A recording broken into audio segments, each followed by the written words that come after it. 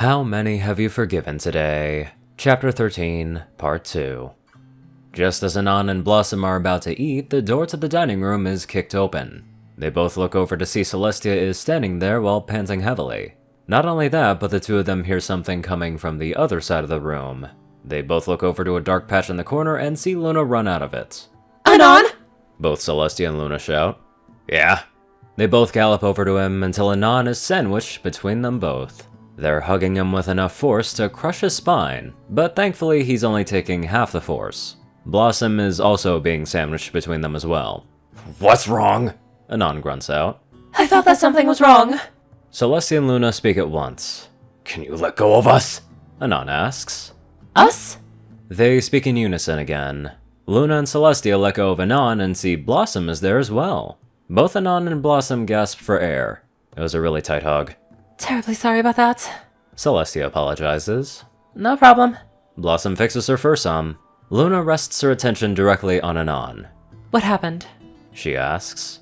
Anon isn't too sure if he wants to tell any of them about what happens, but he knows they'll find out eventually. So he might as well get this out of the way. Twilight came here. Luna feels her features harden and Celestia finally understands what she felt earlier. While Celestia is filled with concern, Luna is filled with anger. What did she do? Luna asks. Nothing. Anon looks at Blossom. Blossom hid me until she left. I was a bit shaken up, but I'm fine now. Luna looks over at her captain with a questioning gaze. Blossom nods in confirmation. Luna feels her expression soften as she returns her gaze to Anon. Are you sure that you are alright? She asks out of concern. Yeah. I'm sorry, Anon. A voice speaks up. Anon looks over at Celestia as she turns away from him. What's got her in such a bad mood? What do you have to be sorry for? I sent Twilight here. The entire room falls silent. Anon can feel his thoughts explode into thousands of questions. His emotions want to shift to anger, but he calms himself. There's more to this than meets the eye. He needs to know what happened. Go on. Celestia can feel everyone in the room looking at her, yet she has not turned back to meet their gaze. She can't. I invited Twilight to have lunch with Blueblood and I. When I was going to send the order to the chefs, Twilight offered to come here and tell them herself. I had a feeling that something was wrong, but I still let her go. Anon takes a few seconds to take in what Celestia said. A sigh leaves him. It's not her fault, even if he wants it to be. He can't blame her for an honest mistake. Maybe she could have checked the castle with her magic for his location, or maybe she could have told Twilight not to go. These are things that she could have done, but even then, she's not at fault for what happened. Anon gets up from his seat and walks over to Celestia. He doesn't pause as he takes her into an embrace. Just an honest mistake, Anon says. Celestia feels her heart skip a beat as Anon holds her. She can feel her eyes glisten some at his words. So instead of saying anything, she simply wraps him into her wings and holds him tight. Anon can feel some dampness on his shoulder. He hates it when Celestia cries, especially when it's for his sake.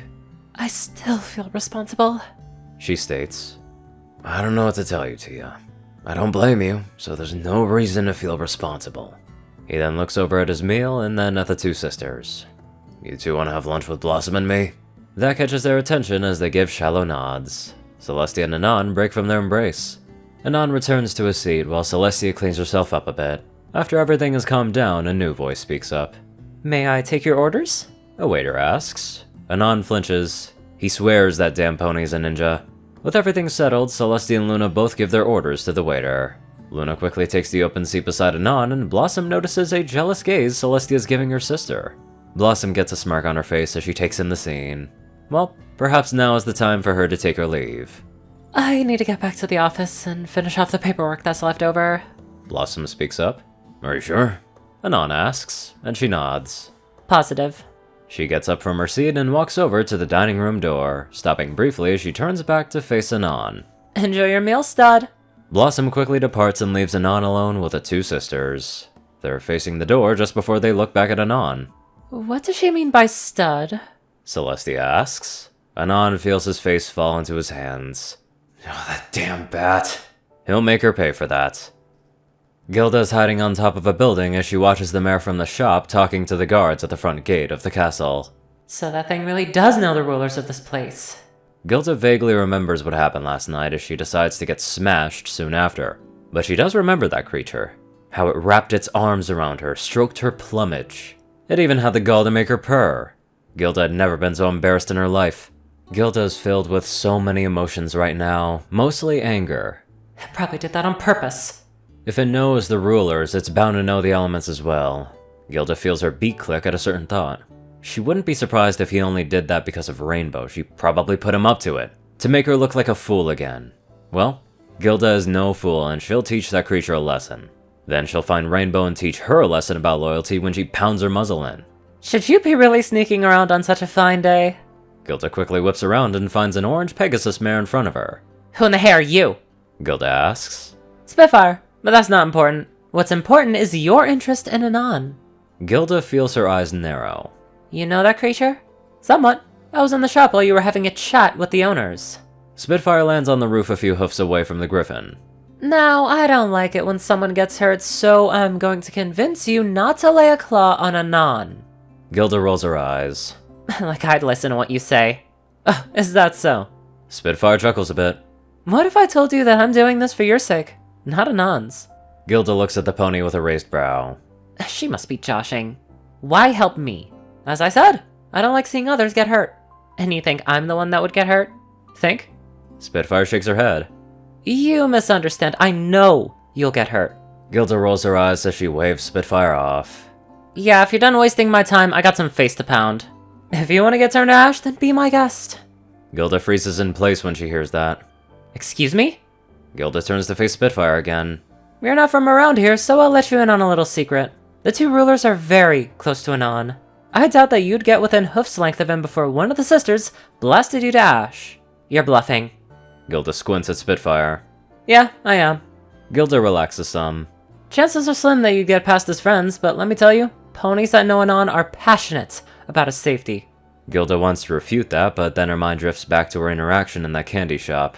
Those two ponies from before weren't bluffing when they said they were ready to duke it out in their own store. It's one of those very rare moments when a pony actually stands up against a griffin. So, this creature has a lot of friends that are willing to fight for him? Gilda feels her beak click as Rainbow Dash briefly flashes in her mind. Gilda scoffs. Must be nice to have friends in high places. I bet he even goes on adventures with the elements. I wouldn't be too sure about that. Why's that? What, are you really that dense? What was that? Gilda feels her claws dig into the wood of the home below. Spitfire casts a brief glance at her paws before she returns her sights on Gilda. Have you not heard about the punishment in Ponyville? Why would I care about that place? Well, seeing as that's where the elements were punished, I assumed a lot of creatures would care. Punished? That catches Gilda off guard. Indeed, a lot of them were punished. Was Rainbow Dash one of them? Gilda asks. Yeah, she was. Gilda feels her eyes widen. When did this happen? For the most part, she's just been drifting around Equestria for a while, thinking about if she should go home or get revenge on Rainbow Dash. Yet to hear that she's been punished by the rulers of this place no less is enough to make her pause. Tell me everything. Gilda demands. Spitfire feels a smirk on her face. Go ask Anon yourself. Spitfire walks past the griffin and to the edge of the roof. He's not as bad as you may think. Spitfire looks over her withers at the griffin. I'm sure you two have a lot in common. Spitfire walks off the edge and glides down to the street below. She feels that it isn't her place to tell others about what happened with Anon. That's his choice if he wishes to share that information. She's confident that she left the griffin more curious than hostile. But she wasn't lying though. If that griffin does hurt Anon, it'll be the last thing she does. Spitfire chuckles at the thought a bit as she walks back to her home. It seems Anon will be rather busy today. Perhaps she'll stop by some other time. Gilda's standing on the roof as she watches that Pegasus walk off into the crowd. She feels her features shift into a snarl. Tartarus. Gilda's putting her plans on hold for the moment. There seems to be something else she's interested in, Rainbow's punishment. Gilda can feel a certain thrill inside of her at the thought of hearing about what happened. She can only hope that the mare got it good. Her thoughts of harming the creature are currently on hold. There's bigger fish to fry. Well, at least she isn't going after Anon now, but man, that is a sick mind. Anywho, let's get on to our gorgeous donators. Top donators are 630, J Tinman, Only One Thing, Ceru, Orion, and IronSky. Darkside, Rayden, Narwhals, Blackmoonheart, Pastel Skies, Austin Rolan, Stu Hex, Sword Brother and Mordred, Omicron, Lyrae, Will, Chris, Twinkie, Ride Soul, Badass, Waffle, Shadow Moon, Luigi88, and many more awesome people. Thank you all so much for watching this video and live life to the fullest.